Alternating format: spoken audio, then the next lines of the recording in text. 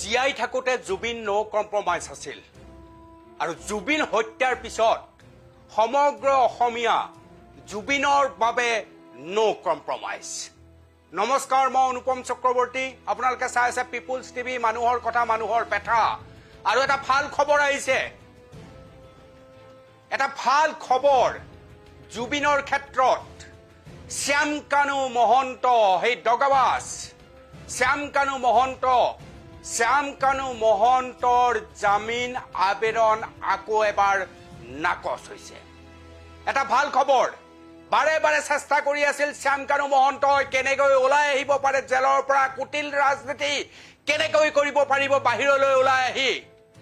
প্ৰাণ বৰা নামৰ এই অধিবক্তাগৰাকীয়ে অসমীয়াৰ বুকুত ঠেকেচি মাৰি জুবিনৰ বিপক্ষে আৰু শ্যাম কানুৰ সপক্ষে যুক্তি দৰ্শাই আছে ফাষ্ট ট্ৰেক আদালতত। কিন্তু চৰকাৰী পক্ষৰ 7জন উকিলৰ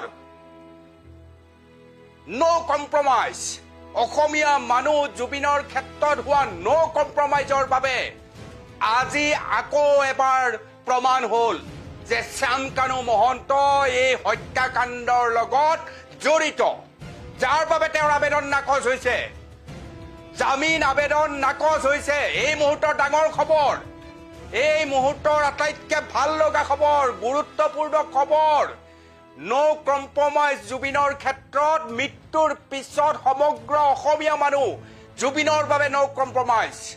আৰু নো কম্প্ৰমাইজ খবৰ আহিছে, সেয়া হৈছে শ্যাম কানু মহন্তৰ জামিন আবেদন নাকচ হৈছে। মই অধিবক্তাৰ আৰম্ভণিৰ বক্তব্য শুনুৱাইছো, ইয়াৰ পিছৰ বক্তব্য আকৌ আহিব আপোনালোকৰ সন্মুখত আনিম। কি যুক্তিত ফাষ্ট ট্ৰেক আদালতে শ্যাম কানু মহন্তৰ জামিন আবেদন নাকচ কৰিছে। প্ৰাথমিক পৰ্যায়ৰ মন্তব্য অধিবক্তাৰ মই শুনুৱাইছো। এইমাত্ৰ অনাৰেবল জাষ্টিছ মিতালী ঠাকুৰীয়া বাইদেৱে অৰ্ডাৰটো কৰি দিলে। গোটেই ৰিজনখিনি আমি চাব পৰা নাই এতিয়ালৈ, কাৰণ তেখেতে ভিতৰত লৈ যায় অলপ ফাইনেল টাচটো থাকে, সেই টাচখিনি দিবৰ কাৰণে বাকী আছে। তেওঁ চাইন কৰিব, তাৰপিছতহে আমি গম পাম যে কি গ্ৰাউণ্ডত ৰিজেক্ট কৰিলে। বৰ্তমান তেওঁ খালি অপাৰেটিভ পাৰ্টটো সকলো কোৰ্টত পঢ়ি দিছে যে the bail petition filed by Shyam Kanu Mahanta is hereby rejected. তো এতিয়া আৰু সেইখিনি শেষ হ'ল বেইলৰ প্ৰক্ৰিয়া। আৰু আজি 3টা বজাত এতিয়া শেখৰৰ বেইলৰ অৰ্ডাৰটো লোৱাৰ কোৰ্ট ট্ৰায়েল কোৰ্টে দিব। তো সেইটো আমি এতিয়া 3টা বজাত অপেক্ষাত আছোঁ, তাতে যাম, তাতে চাওঁ কি অৰ্ডাৰ দিয়ে।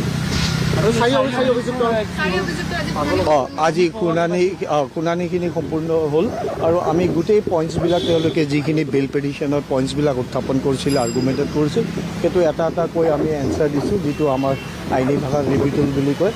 আমি গোটেইখিনি ৰিবিটল এনচাৰ্ছখিনি দিছোঁ। কোৰ্টটো এজ অফ নাও গোটেই পইণ্টছখিনি নোট ডাউন কৰিছে আৰু প্ৰাইম অফিচি লুকছ লাইক যে হেপী। কাৰণ কিহৰ কাৰণে তেওঁলোকৰ বেল পিটিশ্যনবিলাক, সেই ছোৱালীজনী অমৃতপ্ৰভা মহন্ত, তেওঁৰো বেল পিটিশ্যনখন যোৱা জানুৱাৰী মাহত ৰিজেক্ট হৈছিল। তেওঁ সেইটো পইণ্টটো দেখাই দিয়া হৈছে। তো মিষ্টাৰ মেমে ভূঞা মেমে গোটেইখিনি আৰ্গুমেণ্টছ নোট কৰিছে। এতিয়া 8 জুনত তেওঁ অৰ্ডাৰটো দিম বুলি কৈছে, যিহেতু সেইদিনাখন প্ৰথম পৰ্যায়ৰ সাক্ষীখিনিও মাতা হ'ব। তো আমি 8 জুনৰ পৰা ট্ৰায়েলটো আৰম্ভ কৰিম বুলি ভাবিছোঁ। নাই, সেইটো ক'ব নোৱাৰি, কাৰণ কিহৰ কাৰণে অৰ্ডাৰ নাহে, এই চব স্পেকুলেটিভ উই কাণ্ট সে। নিশ্চয় যি অৰ্ডাৰ দিব, আমি আমাৰ যিখিনি লিগেল অধ্যয়ন কৰিছোঁ সেইখিনিৰ পৰা গোটেইখিনি আৰ্গুমেণ্ট কৰিছোঁ আৰু কোৰ্টক ছেটিছফাই কৰা যেন পাইছোঁ। চাওক, সেইখিনিতো এজন আছামীৰ অধিকাৰ। তেওঁলোকৰ যদি তেনেকুৱা ৰিচোৰ্চ আছে, চবৰে ৰিচোৰ্চ নাথাকে ইমান দূৰলৈ যাবৰ কাৰণে, কিন্তু তেওঁলোকৰ যদি সেইখিনি ৰিচোৰ্চ আছে তো ডেফিনেটলি যাব হয়তো। তো লেটছ চি তাতে কেনেকুৱা কি গভৰ্ণমেণ্টে ইনষ্ট্ৰাকশ্যন দিয়ে, সেইমতে নিৰ্ভৰ কৰিব কাক এংগেজ কৰে তাতে অনাৰেবল সুপ্ৰিম কোৰ্টত।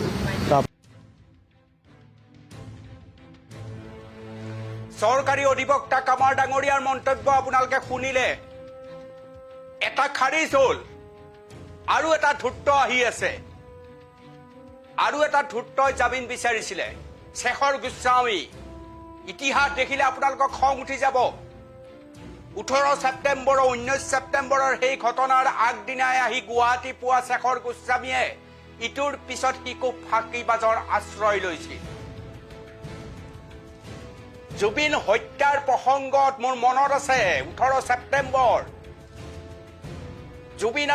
জুবিনৰ প্ৰসংগত শেখৰ গোস্বামী আৰু পিকুৰ যি হোৱাটছআপ মেছেজ আছিল সেই মেছেজ ময়ে ভাইৰেল কৰিছিলোঁ আৰু সেই মেছেজত স্পষ্টকৈ লিখা আছিল অৰ্থাৎ ধুৰন্ধৰ শেখৰ গোস্বামীয়ে মন্তব্য দিছিল এদিন নহয় এদিন জুবিন মৰিবই লাগিব ইয়াৰ অৰ্থটো কি মানুহ মৰিব লাগিব জানো কিন্তু যদি তাত মৰা নাই অসমত মৰিলহেঁতেন বুলি কিয় কৈছিল শেখৰ গোস্বামীয়ে এটা ধুৰন্ধৰ বাদ্যযন্ত্ৰী যাৰ জীৱনৰ কোনো একোৱে নাছিল যি চিলা পথাৰৰ নিচিনা ঠাইত বিহুৰ অনুষ্ঠান যেতিয়া জুবিন গাৰ্গে কৰিবলৈ গৈছিল ষ্টেজৰ পিছফালে ৰৈ আছিল বহু শিল্পীক কাকুতি মিনতি কৰি এটা সময়ত জুবিন গাৰ্গৰ সৈতে চিনাকি হৈছিল মৰমীয়াল জুবিন গাৰ্গে তাক ষ্টেজত আনি বহুৱালে সুবিধা দিলে আৰু সেই ধূৰ্ত শেখৰ গোস্বামী আজি জুবিন হত্যাৰ অন্যতম এজন নায়ক হিচাপে প্ৰতিফলিত হৈছে গোটেই প্ৰক্ৰিয়াটোত আপোনালোকে মন কৰক চৰকাৰক ধন্যবাদ দিয়ক 7 গৰাকী উকিলক অধিবক্তাক সামাজিক দায়বদ্ধতা কি এইসকল চৰকাৰী অধিবক্তাই দেখুৱাইছে ইতিমধ্যে শ্যাম কানু মহন্তই মুখ ঠেকেচা খাইছে আৰু খন্তেক সময়ৰ পাছতেই একেটা খবৰ আপোনালোকৰ সন্মুখত আহিব এয়া মোৰ বিশ্বাস কাৰণ নো কম্প্ৰমাইজ জুবিন জীয়াই থাকোঁতে নো কম্প্ৰমাইজ আছিল মৃত্যুৰ পিছত জুবিনক ভাল পোৱা প্ৰতিজন অসমীয়া জুবিনৰ বিষয়ত নো কম্প্ৰমাইজ গতিকে শেখৰ গোস্বামীৰ জামিন আবেদন নাকচ ধৰি ললো গোটেই কেইজন জেলত আছে অমৃত প্ৰভাৰ পৰা আৰম্ভ কৰি 7 জুনৰ পৰা আকৌ এক পৰ্ব আৰম্ভ হ'ব 8 জুনৰ পৰা কিন্তু আমাক কি লাগে আমাক লাগে 18 ছেপ্টেম্বৰত কি হৈছিল ছিংগাপুৰত 19 তাৰিখে কি হৈছিল ইয়ত পাৰ্টি আজি এবছৰ হবৰ হ'ল 8 মাহ 9 মাহ ধৰি সমগ্ৰ অসমীয়াই #justice4jubin garg লিখি আছে কোনো পাহৰা নাই জ্ঞানৰ চৰ্চা চলি আছে গানৰ চৰ্চা যেনেকৈ চলিছে ফাৰ্ষ্ট আদালতত গৰিমা সদায় গৈ আছে পাৰ্থ সদায় গৈ আছে আৰু অসমীয়া মানুহে জুবিন গাৰ্গৰ হত্যাকাণ্ডৰ ন্যায়ৰ প্ৰসংগত প্ৰতিটো স্তৰৰ খবৰ হাতত ৰাখিছে আৰু আজিৰ ভাল লগা খবৰটো হৈছে খেলা খতম হৈছে শ্যাম কানু মহন্তই বাৰে বাৰে জামিন আবেদন বিচাৰি বাহিৰলৈ আহি ধুত্তালি কৰাৰ যিটো প্ৰৱণতা ৰাখিছিল সেই প্ৰৱণতা শেষ হৈছে সদ্যহতে শেষ হৈছে সিদ্ধাৰ্থৰ শেষ হৈছে সদ্যহতে শেষ হৈছে